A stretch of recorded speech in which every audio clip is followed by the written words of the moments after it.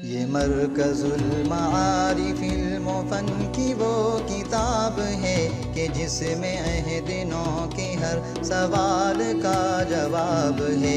یہ مرکز المعارف المفن کی وہ کتاب ہے کہ جس میں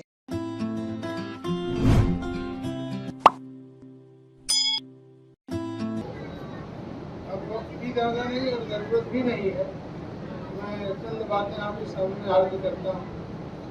مجھے بہت خوشی ہو رہی ہے، یہ ادارہ جب سے یہاں قائم ہوا ہے الحمدللہ اس میں ہر سال 2 3 4 مرتبہ تو سال میں آتا ہوں، اور جب سے میرے دل میں اس کی بڑی چاہت اور بہت قدر منزلت رہی ہے، اور میں مبارکباد دیتا ہوں حضرت مولانا الدین صاحب کو اور اجمل فیملی کے پورے خاندان کو، اور حضرت مولانا الدین اجمل صاحب اور ان کے صاحبزادے اور ان کے ساتھ اتنے لوگ لگے ہوئے ہیں۔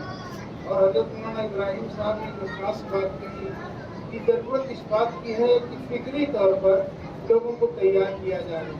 نے کہا تھا چھوڑ کر قرآن مسلم حق سے بیگانہ ہوا، چھوڑ کر قرآن مسلم حق سے بیگانہ ہوا، دین بھی رسوا کیا اور آپ بھی رسوا ہوا۔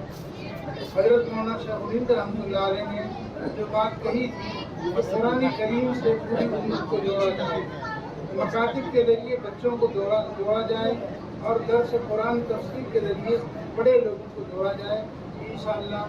ماشاءاللہ یہاں جو ہے مکتب کی بھی تعلیم ہو رہی ہے، اور یہ تعلیم جو انگریزی کی ہے اس کے تو بہت زیادہ فوائد ہیں ماشاءاللہ۔ اور کسی شاعر نے ایک موقع پر کہا تھا کہ کیا بات تھی نہ کیسر و کسریٰ سے دبے، چند وہ لوگ تھے اونٹوں کے چرانے والے، جن کو کافور پہ ہوتا تھا نمک کا دھوکہ، بن گئے دنیا کی تقدیر بدلنے والے۔ یہاں جو ایک عملہ تیار کیا جا رہا ہے، اور یہاں قیمتی جواہر پارے جو تیار کیے جا رہے ہیں یہ فکر لے کر پوری دنیا میں پہنچ رہے ہیں انشاءاللہ۔ اس سے امت کا بہت بڑا فائدہ ہوگا، اور اتنے بھی بہت بڑے باطل جو ہے فتنے آئیں گے انشاءاللہ ان کے سامنے ٹک نہیں سکیں گے۔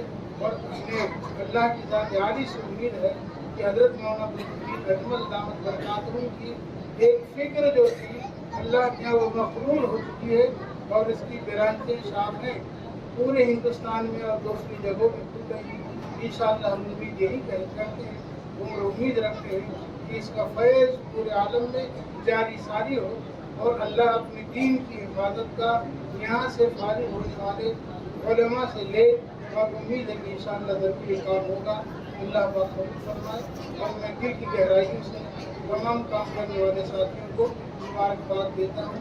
وآخر دعوانا الحمدللہ رب العالمین۔